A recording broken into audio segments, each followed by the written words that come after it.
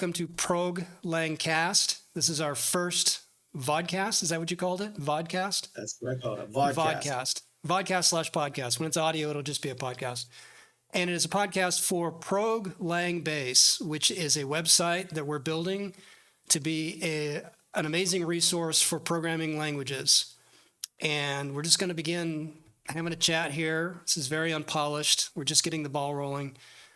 And so we're going to talk about a little bit about what proglangbase is, and also this project that we're calling, is it a project? Goodbye Hello World. Is that a project? Or Today's project is Goodbye Hello World. Goodbye Hello World. Okay. Do you have anything you want to add there about this? Well, just what is our premise for today? Why is it we're looking at this? Why are we calling it Goodbye Hello World? Hello World is a program that is basically the first example for all programming languages that you try to start learning. They'll show you this is how you print Hello World. So what's our premise today? For Hello World or Goodbye Hello World, the premise is it's not enough, right? Every language has a print line or print something or print this or output the standard out or something.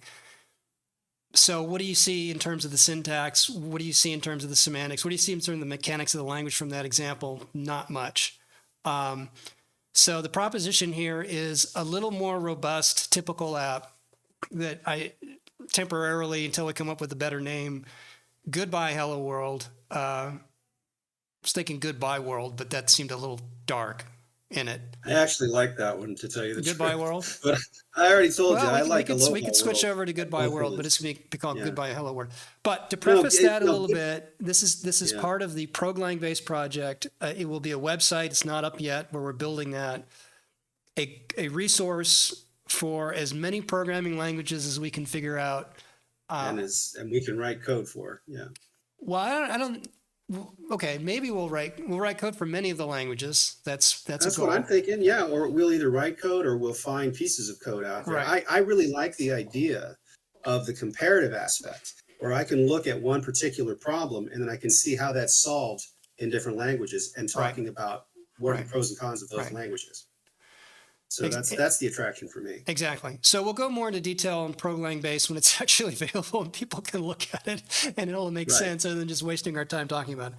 So let's focus on Goodbye Hello World. And I'm going to do a screen share here. Okay. Let's do that. And we want the screen go live. Do you want to talk a little bit about just briefly the history of programming languages and how the invention of languages has been molded or changed over the years? Like, for instance, we were talking the other day about resources and how resources are virtually unlimited today. And that has certainly impacted how languages are developed now. We have a lot more of these multi-level languages, things working in virtual machines and stuff like that. Whereas in the past, where resources were so much more scarce and processing power was so much less, we had to be much more economical, and languages would reflect that. I don't know if you want to talk about that at all, but because it seems like if we're talking about Hello World, then one of the questions I would ask is, who are our audience? Certainly not you and me. We've done programming for a few days, but there are people out there that are learning to program for the first time. Are we saying this is not for them? I think we are. I think we're saying it's not for the people that are trying to learn to program. No. Well, for my part, I would say no. Proglangbase is going to be targeted for people wanting to explore a variety of programming languages. And not on my part. I mean, certainly you're free to take a different approach, but on my part, I agree with you. That's why I was asking the question. I'm thinking intermediate level. I'm thinking intermediate level, really. And it's really about exploring other languages and comparing language features, and some basic knowledge of programming should be a prerequisite to get into that. We don't need to add yet another learn how to program in X number of days, learn how to get started on this language. Right. There's so much of that out there. The distinguishing feature here is we want to look at the deep details, the nuances, and be able to compare all the varieties of programming languages available. And again, we'll discuss more about that. To the larger topic where you're talking about the ancestry of languages or the source of history, that's certainly an interesting topic. I think that's a large thing to bite off right now. Probably not one for today. Well, the question about level of programming ability is relevant to this because for the intermediate level programmer, as you put it, the hello world example is useless. It's It insufficient. doesn't tell him anything he needs to know. It's wholly insufficient. So let's just take a stab at this. Let me show you Okay. what I've done so far. So last week we agreed we'd start on the project, and I would start first, and I picked C as the language. It just seems to be the grandfather of all modern languages right now. And the funny thing is I go out and I build implementations for all the languages that I'm exploring and trying. C seems to be the universal thing they're implemented in. So it seemed like a good starting point. Simple, rudimentary language. Just about every programmer around is going to be familiar with it at some level. Anyway, that's where we're starting. So I want to ask you, the plan is to take this example called, and here it is right here. Actually, let me just execute it. Let's just see what we got. First, we have a project. It's out on GitHub and GitLab. This is our GitLab account, which is proglangbase. And you can see we're building the website, but right now we have a GHW, which is Goodbye Hello World. And there it is. It's just simply Goodbye Hello World. Maybe I should make this larger here, make us smaller. There we go. People can see that a little bit better. README tells you almost nothing. It's a Mozilla public license, and the code is under C. We can envision that under code, we're going to have an example program for every language. And this is the C program, and this is the extent of it. I think for now, one page is pretty good. Okay. You know, a page, what is a page? But obviously not too long. I did add Something that we can see, we can show on one screen. That's it. Yeah, would be good. And I'll make this a little bit bigger font. Here it is in my Vim. So yeah, you're right about the black background. It is better for podcast. Yeah, and it seems like GitHub here. Maybe there's a way to change the default, but it goes into this this Manila folder like color. There's probably ways to do that. There are probably ways to change the background. But I also wanted to show that in the directory there is a script which is just run, and trying to keep this as minimal as possible. So these days I'm embracing this philosophy of strong minimalism, the least that you can do to get something done. And the idea here is this is a tool that's gonna build it and then run it. Well, yeah, I would think that in each example directory, there's some one command you should be able to execute that'll compile and run it. In this case, since C doesn't really have a packaging system and a build system, you know, without some third party like CMake or something, this is such a simple program. I wrote this. This is probably not going to execute under native Windows. This might execute under WSL. Right now I'm running on Mac here, and GCC is built into Mac. So again, not having to install anything. C is a good place to start because almost every platform has a C compiler of some kind, one way or another. Like I said, Windows, I think, is the outlier in that if you're in native mode, you have to install Microsoft's C tools. But if you go to the subsystem for Linux, which is available with an extra step to install, it does have a GCC in there, I think, depending. Well, we'll take a look at that. Anyway, under Linux, obviously GCC is there. Answers as we go forward. So this is all this is a straight up POSIX shell. It's not even Bash because Mac changed to Z shell a while ago. So it invokes GCC using the standard of C11, so not C99, but C11, and compiling one file into an executable and running it. And let's see what happens when we run it. Let's just run this. Let's just say clear. And everybody, you can see that fine. We're just going to say run. Oh, yeah. It's great. So what is Goodbye Hello World? It says, oh, wants a countdown. Let's do 10 seconds. How's that? All right. World hello. 10, 9, 8, 7, 6, 5, 4, 3, 2, 1. Goodbye. Okay. So world hello. Countdown, goodbye. So it's kind of backwards, right? It's kind of world hello, goodbye, but we're calling it Goodbye Hello World. So the idea here that I came up with was, okay, we're going to do the hello world, starting by world hello, but let me just talk about what are the most common things you're going to see in programming that you're going to need to do. Well, iteration of some kind. So we have a loop. Dealing with time. Time is just always a challenge one way or another. So in this case, not dealing with date times directly yet, but we are dealing with sleeps. We have a sleep down here. We have a couple of loops. Taking an argument from the command line. So it's obviously this is a command line tool. We're not doing a web-based, GUI-based version. Parsing commands, parsing strings. The optional, in fact, we can do a run and we can actually feed it the argument in the beginning and bypass I the noticed prompt. that. So you're also talking about dealing with command line arguments. Yeah, defaulting, not defaulting, taking input. So what does hello world? What does hello world stress in terms of a language? Outputting to standard out. That's it. That's all it does. Input. Well, also you could set it up to take input from standard in if it's available. But what I'm saying is the typical example hello world doesn't do that. It only does output. So the only thing you see as an example of a programming language is how to output to standard out. So I said, okay, well, we should do input as well as output. So we've got input. That's good. Right. I guess what I'm wondering about is like if you're going to do output to standard out, which of course is a standard for hello world, and you're going to talk about parameters coming in, it might be interesting to make it possible to pipe the value in so that you could say, take input from. I mean, I don't know. Maybe that's not really valuable. Well, let's but it would cover both sides of it. Let me just propose the thesis that I came up with. So, if you're going to do output, you should do input. We should be able to take arguments from the command line. If it's a command line utility, that's essential. You're always going to be dealing with that. Even if there's some library that does it for you automatically, something that simplifies it, it's something you have to do in your program.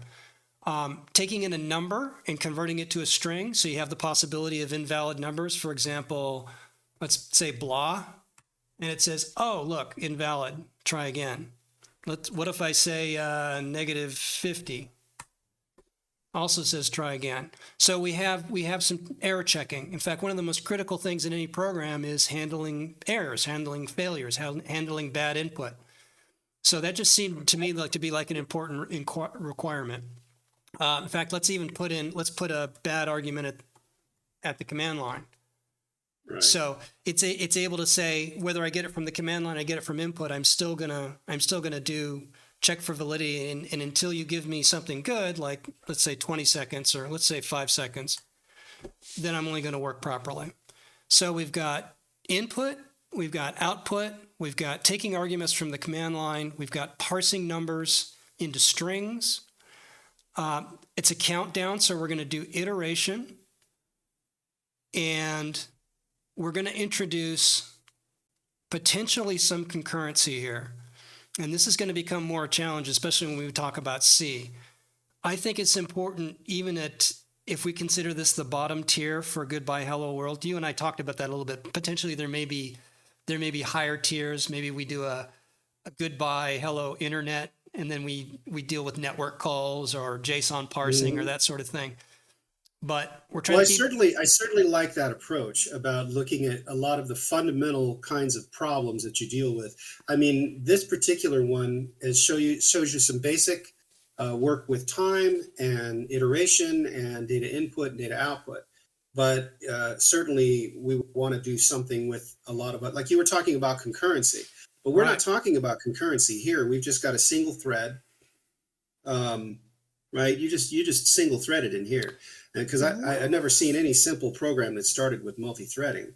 Well, so that's a good point. And this was kind of a rub when I came against it. One of the weaknesses of C is the lack of standardization at the language level of concurrency.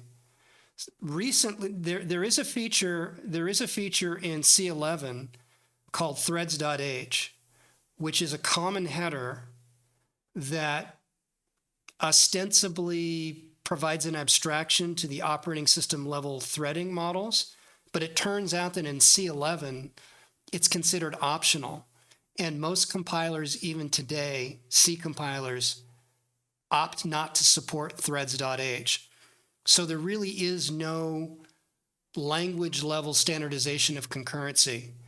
And one of the things I thought was important for the Goodbye Hello World was we want the code to only use what's built into the language directly. We don't want to rely on, we're going to use, in this case, we're going to use a third-party library. or we're Right. going No, to, I agree with that. right? I agree with that. That So we if the should, language doesn't support some feature of goodbye hello world, we just, with that right. language, we can't write that feature in, and that will in some ways be kind of a gap for any Well, particular implementation. when we're talking about C, that's virtually not the case. I mean, they're pretty much. I mean, I can't really think of anything off the top of my head that you can't do in C that you need a separate library for. But there are plenty of other languages in which that's true. Well, to your point, threading is one of those. So if I actually include, for example, if I include threads.h, you're going to notice something funny here. So threads.h is a standard in C11. So let's go ahead and include it.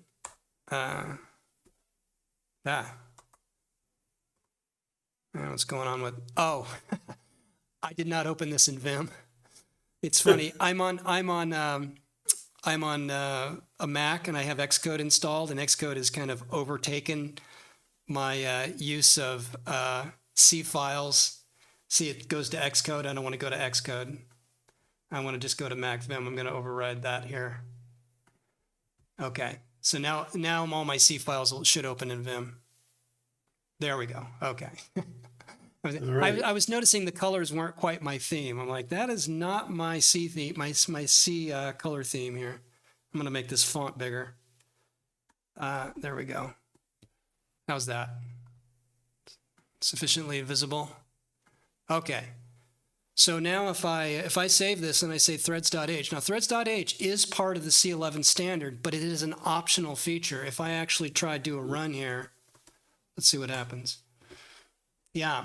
So as it turns out, there's a macro that compiler implementers are allowed to include, and I think it's called something like standard C threads not included or something like that. Literally, this is the macro. It might not be exactly that, but if a compiler implementer decides to implement that, you have to check for it, and then you're like, I'm out of luck. There is no platform, abstraction for threads, and now I have to do the if def Windows include its headers, if def everything else include pthreads or some POSIX header. So this is an example where even C, as one of the most fundamental languages, the minute we start talking about concurrency, we immediately run into a sandbar because it's going, look, I don't have, at the language level, C doesn't have a standard for concurrency. We've tried to do this threads.h, but we've made it optional for implementers to decide they don't want to support that. So if a programmer wants to write truly platform, language neutral, language built-in code for concurrency, well, go somewhere else. Go to one of the other languages that are going to provide that. So in this case, however, I do want to say that I did find that nanosleep inside of time is considered standard. And nanosleep should be a true sleep function. In other words, this process, at least, you're right that this program is single-threaded, but the CPU should actually be going into await mode for some period of time. It shouldn't be spinning. We shouldn't see the CPU spinning here. No, you're right. It's not spinning. I'm not doing I'm not doing a hard loop, right? I'm not doing a hard loop. So I don't think that. I mean, that's pretty much how all threading is. How all sleep functions that I'm familiar with today. That's how they work. They go into they go into a halt state and they wait until something elapses. They just simply wake up at a certain time, which is typically a function within the operating system. Yeah, and I could bring up the activity monitor and show that when this program is doing its countdown, it's not sitting there, hammering on the CPU while it's waiting each second to sleep. And then also I'm trusting that this, giving it 1 second between, that it's honoring that. It's truly a second. But that depends on the implementation. Well, is nanosleep something that's relatively new?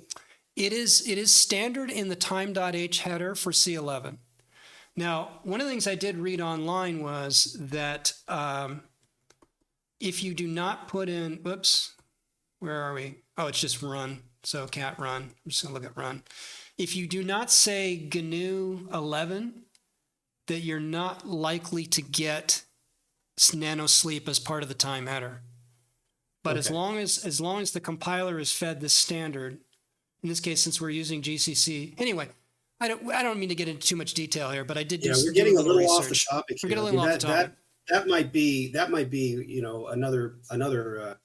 another session altogether to talk about concurrency, which I think is a really good idea. Right. But right now we're getting a little off the topic of showing a reasonable amount of code in a particular language to give a fair idea of how it works, which is something So that let's Hello World doesn't do. The typical Hello World doesn't do. Let's just stash that. And so what do you think? Do you think this is a good starting point for Goodbye Hello World? Is it doing enough? Is it doing too much? Is this too much from Hello World? That's our goal, right? What do we think? You're certainly covering more than I would have thought we were going to cover, but Yeah. it's probably a reasonable start. Like, for instance, if when you're looking at the input, right, you're going out and doing the fgetS, which is pulling the input from the command line, from the input, right? And the input you're taking from the command line, or you're taking it from. I was trying to zoom in on your face, but something happened here to Discord. Actually, I'm going to stop. There we go. Okay. It's a known problem. I've now lost your screen. Yeah. I stopped sharing the screen because you're talking, and I wanted the audience to see your beautiful face while you're talking.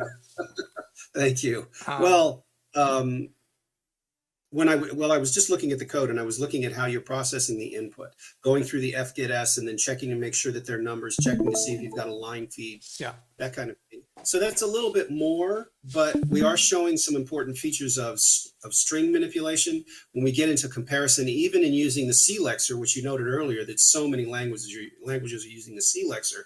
One of the things that really occurred to me was strtol, which converts a string to a long, is not standard for some of these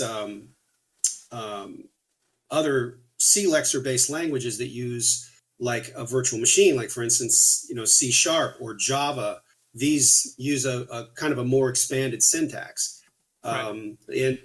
In C#, I believe it's I think it's long from string, or string to string dot from too long, or something like that. They're a little bit more expansive. And we're using C here, and that's illustrating a much more abbreviated kind of syntax, which is standard for the C-lexer. But so many languages out there which are based on the C-lexer are kind of using an expanded set of keywords.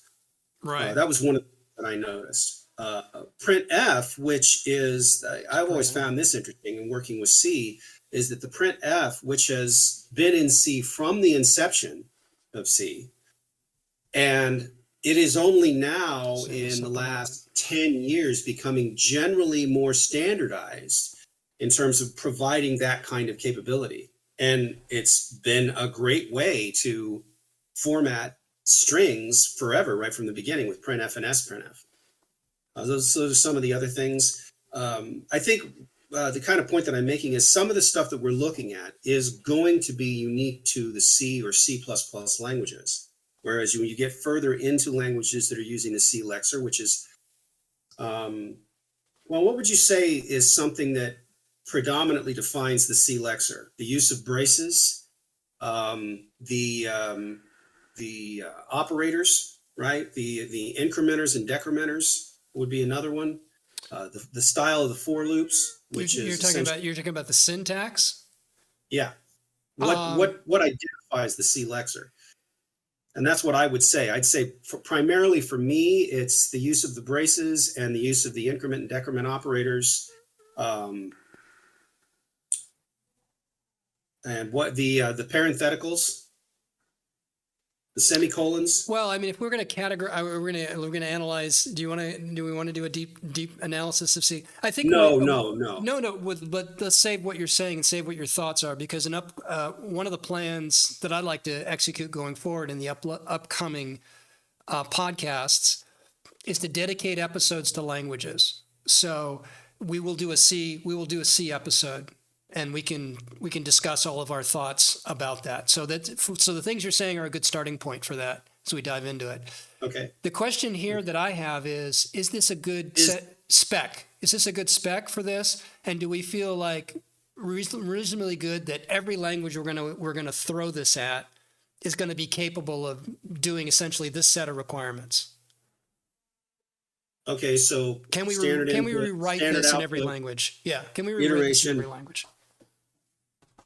Okay, yeah, I think it's a good place to start. I mean, because that's I think the proposition of Hello World, right? Hello World is no matter what programming language gets created for someone to learn, there's got to be a way to do Hello World. Well, we're kind of making a new proposition. We're saying for whatever language somebody's going to program in, it should be at least capable of doing these things. If it cannot do these things, then it's probably pretty insufficient for most programming tasks. generally speaking, yes, I'd have to say that. Right. I mean, we can use words like Turing complete and lambda calculus and all the things that are used to measure the capabilities of languages. But this is concrete, right? This is like Hello World. It's concrete, but it's going to impose a more reasonable or a greater set of demands upon the language than Hello World.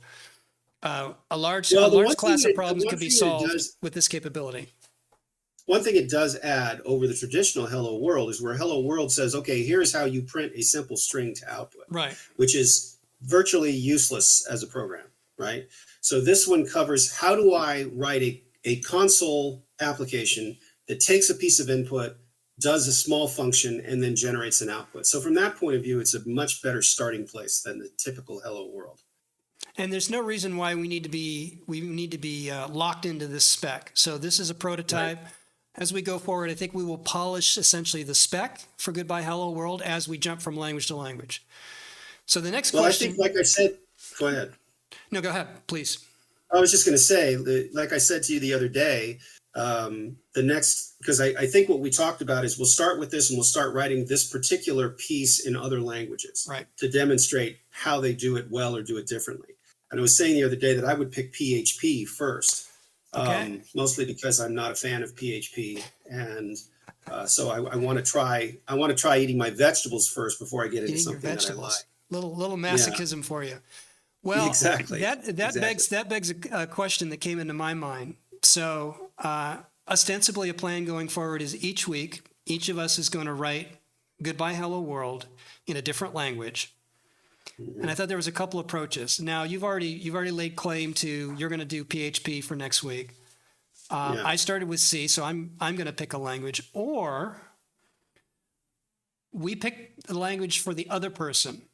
Okay, I'm down with that too. If you want to pick a language for me. Once we have once we have the proglangbase website up, one of the features that I'd like to implement is a randomization of the languages as they're presented, to avoid kind of alphabetical bias or other forms of bias. Like when somebody first comes to the site, the sort order is just going to be randomized. It's going to be randomized. But I was thinking we could use that as a mechanism for each subsequent week. We kind of like, it's like Wheel of Fortune, some type thing where we spin the spinner and it's like, this is what you're going to get next week. Or we do the thing where we subject the other person. I tell you what you have to do it in, and you tell me what I have to do it in. And just hope that we're not being overly vicious to each other, making a great challenge. But I'm gonna give it to you. We don't have the random spinner at this point, so you're gonna pick PHP for yourself, which is fine since I picked C last week. So you pick for me what language I have to code this in, and if I don't have the implementation, that'll be a challenge for me to build the implementation or get it in some way and do it. But APL. APL. Okay. Yeah. Okay.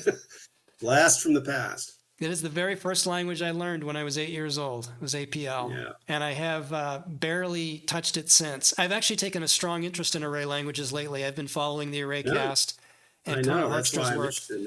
And, I could say, I thought about saying Scheme, but I know you're in love with Scheme right now. I think we both have to eat our vegetables. I don't know if I'm in love with it, but APL, okay. Yeah. Right. It's like back to my childhood. Your challenge is going to be a little harder than mine, I think. I think I'm PHP, I'm going to be able to do reasonably quickly. Yeah, well, I'm going to be able to do it in a lot fewer characters. I don't have to worry about it being a page. It's literally going to be probably one line. That's true. Or two at the most, which is one of the benefits. Remember, you got to take input and countdown and output. I remember APL. You're gonna struggle with doing that in one line, but we'll see. I don't know. Yeah, great. So next week is going to be PHP for you, APL for me. The same program with the same requirements. Goodbye, hello world. And you'll add it to the repo, and I'll add it to the repo, and then people will Sounds be able to good. play with it. Um, Okay. so PHP. So let's talk about that for a second. APL implementations. There are some open source implementations that I can build. So one of the challenges we're going to have is for every language that we write this in, for other people to be able to try it out. Well, I'm not planning on building an exorcism site at this point, like a website that automatically lets you do it.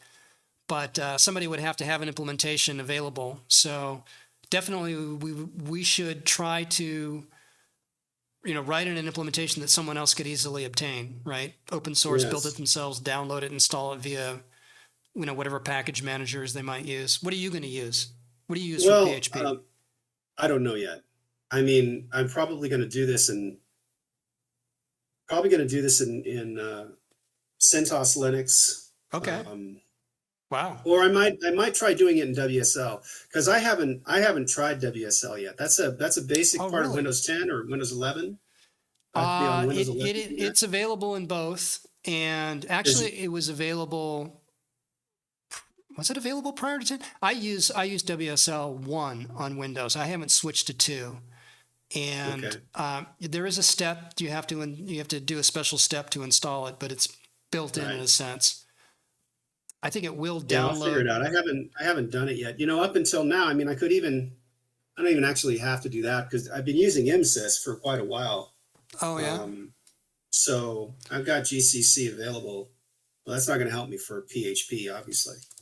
But PHP isn't native though. Well, that's So was my question. What implementation are you going to use for PHP? yeah, I don't know. I'll have to decide. Well, I mean, can you write? I mean, you picked PHP. Can you write PHP code right now? Do you have some environment you can code it in? No, Oh, I okay. mean, So you are making it hard on I yourself. well, no, I have Great. That's great. the server that I had the PHP implementation on is down now. That it crashed on Oh, us. you had it running on a So server, on a Linux server? yeah, Oh, yeah, okay. I had a website running in PHP, AngularJS, and Laravel, which is a PHP Laravel. framework. Right, right. Yeah, very Yeah. popular actually to this day. In fact, I've been Very, very watching some popular. videos lately where the guys are recommending, you know, learn Laravel. You don't focus so much on the language and focus more on this framework because it's awesome, sort of thing. I have to be honest. I don't know that I've even ever looked at PHP. I've probably glanced at it, but I wouldn't recognize the syntax if I looked at it. So this will be fun. This will be an education for Oh me. yeah, you would. You'd recognize the syntax. It's a PHP? bastardized C lexer. Okay, well, I mean, not sure what that look, means, but like I said, I'm picking it because I'm not a fan, okay. and I want to. The one thing, because when I first started working with PHP, I didn't want to work with Laravel. Unfortunately, the choice wasn't up to me. I wanted to work with something called Falcon. Because of what I was reading, what they had done is they had written the most of the PHP basic functions in a native environment, so you were getting really, really great performance out of them. Okay. But Laravel is was pretty much the framework du jour for PHP. Is what everybody's using. Yeah, I mean, So I think it's that'd be still a fun to pretty do. strong player in the web world Oh at yeah, this point. yeah, it's number one for sure. It's number I mean, one. yeah, You'd say PHP when is you say number one, what are you saying? Like there are more websites deployed on I Laravel than believe there, anything? at Really? least when the last time I looked at it, it was the most prevalent out there. Let's see, Wow. top 10 best PHP frameworks for web development. Number one is Oh, Laravel. for What they're saying. PHP frameworks. I thought you meant frameworks in general. I was thinking it beats out Oh no, Rails, it beats out no, Django, no, no. it beats out Node and Node frameworks or whatever, Angular, Right. whatever people are running on the back end. Um, okay, interesting, cool. Well, I appreciate you not putting me through such pain. I like APL. See, I don't dislike the language, so. I know, I know. But I've been It's fondly looking at BQN, which is a newer version of that, also with hieroglyphics. I like the well. I'll hieroglyphics. confess the reason I chose APL is because I want to see some of your APL code. I Yeah. mean, neither of us have seen working APL code in a long, long Oh, time. I've seen it. Last time, I've seen it, and yeah, I've played around with it a little bit. But yeah, writing yeah. this program, writing a full blown program that does all of these things will be fun. And Well, I was years ago. I wrote a full running database management or database management system in APL. You did. And yeah, this was at the Aerospace Corporation years ago. I called it DIPS, Data Inquiry Processing System. Wow.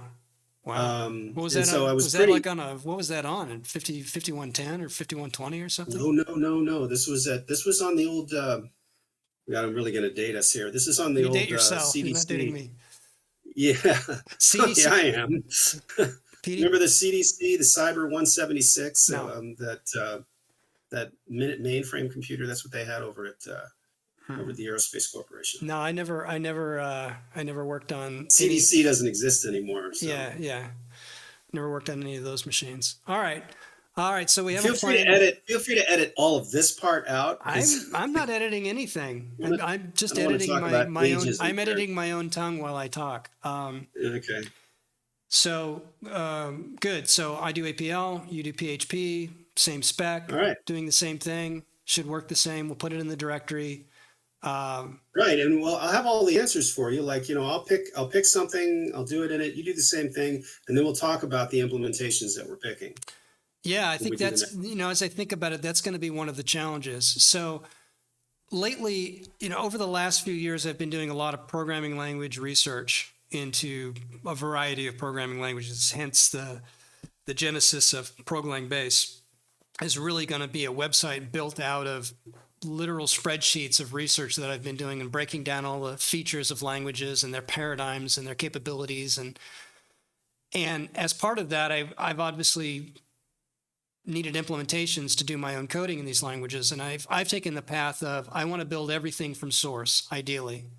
I used to use Gentoo years ago, which I actually built from source as my operating system and pretty much built most of the tools that I was using from source.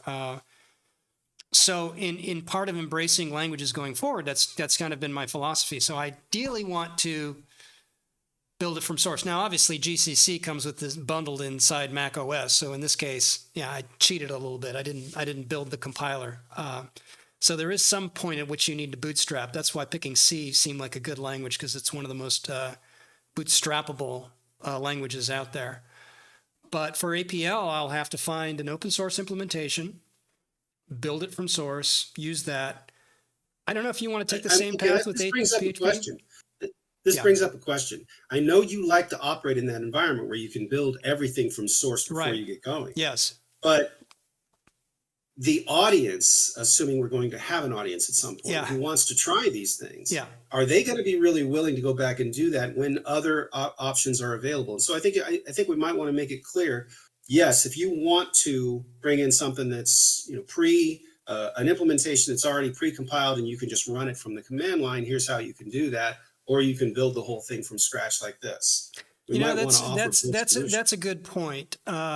In the case because I wouldn't choose to build from source if I didn't have to, depending on what I was writing. Like if I was writing something that I really wanted to base it on a specific implementation, and I wanted to be able to control what I was doing. And I know you're doing that yourself with the what is it called? That language you're writing, AB something or other. Oh, we'll talk about that later.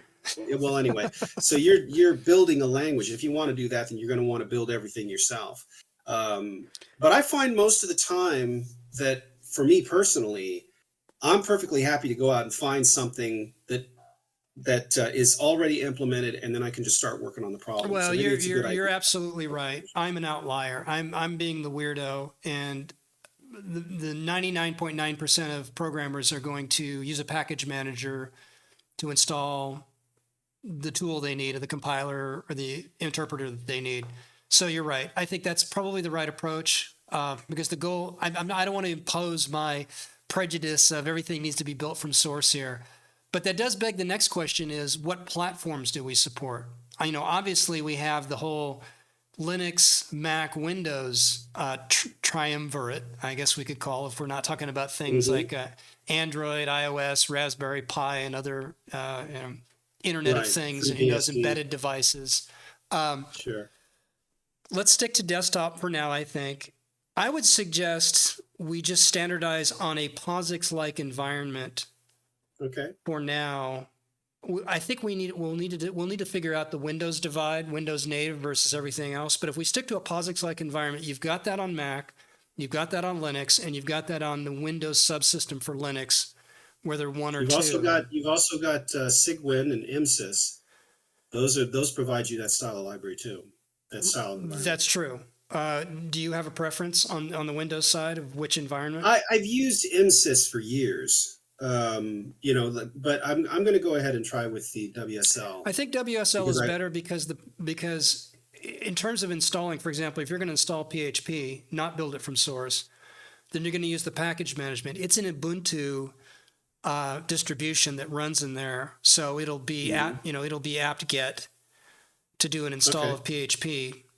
In Mac, it'll be Brew or Mac ports. I use Mac ports myself, so I'll just do an installation because I'm going to run yours as well. I'm going to install PHP and run it from there. So rather than building PHP from source, I'll use Mac ports. And then under Linux, depending on your distro, it's going to be whatever package manager. So I think you're right. I think that's the way to go. How does that sound to you? Mm-hmm. Yeah, that's a good idea. The other thing that we might look at for this is we should talk about the scripting languages, like Bash, C Shell, Corn Shell, and I don't know if there's much point in doing it in the Windows Bash language, what used to be called the old MS-DOS scripting language. Oh, .bat. But yeah, I would be very curious to see something in PowerShell though. To just kind of demonstrate the agony of working with PowerShell compared to some other simpler scripting languages. Like, for instance, what you've just written here in C would be probably about the same size, if not less, in Bash, but in PowerShell it'd be bigger. Well, you make a very good point. In going forward, my thoughts are for proglangbase, not to discriminate between what a scripting language from a non-scripting language. Ostensibly, they're all programming languages. Now, that's true. We're going to have a column in proglangbase of paradigms, and now I think the wrong way is to try to put any language into a single paradigm. I see it more as be like a histogram. You can imagine that it's going to be like it's this much of a procedural language, it's this much of a functional language, it's this much of an OO language, it's this much of a scriptable language, right? Meaning you could use it to write command line scripts and so forth, or you couldn't.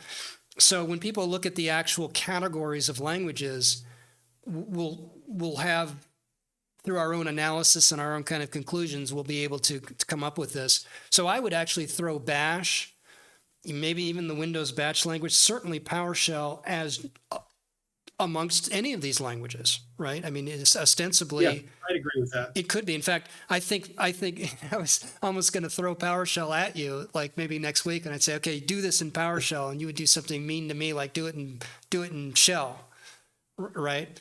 In fact, there was a video the other day, somebody who wrote an entire compiler or interpreter in POSIX Shell, just to show that it could be done, right? Because Turing complete language, therefore, no matter how obscure and weird and bizarre it is, it's still doable. The only reason I put a shell script in here, because I would prefer each example to be as much as possible only in that language of the example. But because C has no scriptability as part of it. You need a launcher. You need a launcher. Right. So, for example, if you were to do this in Rust, you would only need Rust because you would just say cargo run the program and you're done.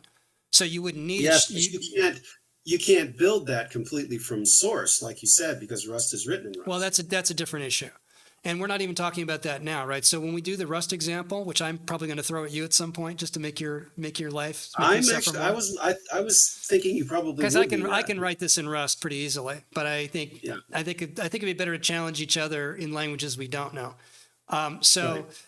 Again, the example I say is like if you wanted to write this in Rust, you would just have to do Rust up or install it as a package, but Rust up is the easiest way. You download Rust up. It's complete, right? It's scriptable in the standpoint of because it has its own package manager and cargo and its ability to execute within that. You don't need to run a shell script. You can literally, it'll be multiple files because that's the way Rust is. When you generate a new project, you're going to get a cargo toml and you're going to get source files and that sort of thing generated. This one's even simpler, right? It's a single C file, and I only added the shell script so that there could be a single command that you enter, run, to make it execute. Because as you can see, if you had to think about, how do I compile and launch this thing, you would have to know these obscure GCC parameters and args. So it made sense to wrap that in a shell. So I would say in cases of PHP or other languages where there's not enough built in to the language, the language implementation itself, and it's package management that comes along for the ride, that we try to keep it simple with simple POSIX shell script. Or like you were to say, I'm happy with that. I think that when we're talking about the Windows environment, though, depending on who we're talking to, we're talking about, because when we talk about the history of working with the POSIX environment or just the Linux environment, then we're really coming from command line. The command line orientation is where that comes up. Whereas the Windows environment goes the other way. Everything is pretty much IDEs, very little from the command line until you actually need the command line in Windows. Because that's what it's always been. It was Windows. That was the name of it because you did everything in these windows. So it will be interesting to attack it from that point of view, thinking about the audience that we're going to have from the Windows side. Well, I think there's a decision in your case. Well, I don't know why I'm saying your case. Like I use Windows as well. I have to. I use Mac, I use Windows, I use Linux, I use all these things. We all have to, whether we like it or not. Well, some people can stay away from it because I do work in Unreal Engine. That's on the Windows side. There is a Linux implementation, but really it all happens in Windows. But when we're talking about Windows, there are two environments. There's what we're calling Windows native, and then there's, well, more than two, but let's just say without having to add Ming or Cygwin, you do have the Windows subsystem for Linux. That you can just, it's Ubuntu. You can just pretend it's Linux. You can just do POSIX shell, and you can install using apt-get, whatever package manager you want to use. And you don't even know you're in Windows. I mean, from the standpoint of this program you're going to write, it's going to act like a POSIX program. It's going to act like a Linux program. But you're right. If you decide to do an implementation that's native Windows, then you shouldn't rely on there being a shell interpreter. So you would use a Windows batch file, .bat, or PowerShell, PS1, right? And either one is considered native. For example, if F# comes up, which it will, as an implementation, that makes sense to do straight from native, right? Because .NET is there, F# is there, it's already there, and it will probably be a PowerShell script as the launcher or runner as part of that. Yeah. Or not. Although F#, I think, doesn't F#, I believe... No, that's right. F# is a DLL. Well, no, you can run F# programs as scripts by saying .NET. Yeah. I forget the parameter, but you can actually say .NET directly and give it an F# program, and it runs as a script. So this is an example where F# can be a scripting language. Well, just like VBScript, the Windows scripting host. Yeah. That's basic in Windows native too. But I think VBScript would be entirely GUI based, right? Whereas F# can be a completely command line script. No, VBScript is command line. It is. I mean, you run it through you run it through the Windows scripting engine. But you could have your I/O entirely through standard in and out on the command line. It doesn't require a window. It wouldn't like open a window and expect to have a console or something like that in the window. It can be completely a console app. Okay, let me say that. All right. Now that I think about it, I'm not certain I can't say for F#, but for F#, I know F# can do that. I've done that with F#. I can open a PowerShell. I think I could even open terminal. Just the old style. Not command line. Not terminal, but cmd.exe, right? Versus, the command processor. Yeah. And I think I can run F# from there with just console I/O. Anyway, we'll talk about that later. We're kind of getting off of way off in the weeds. Okay, so your goal is PHP, simple as possible.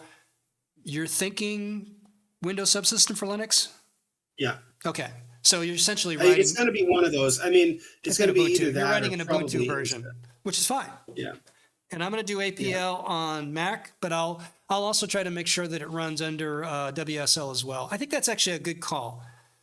Because if it runs on Mac and WSL and Linux, then it kind of covers all three. And I think that would be fine. And assume package installation. Okay. We have a plan. We have a plan. Anything else we All want right. to wrap up? We'll talk more about for those listening and watching proglangbase. Once the website's up, we'll dive into the details and the philosophy and the principles and all that.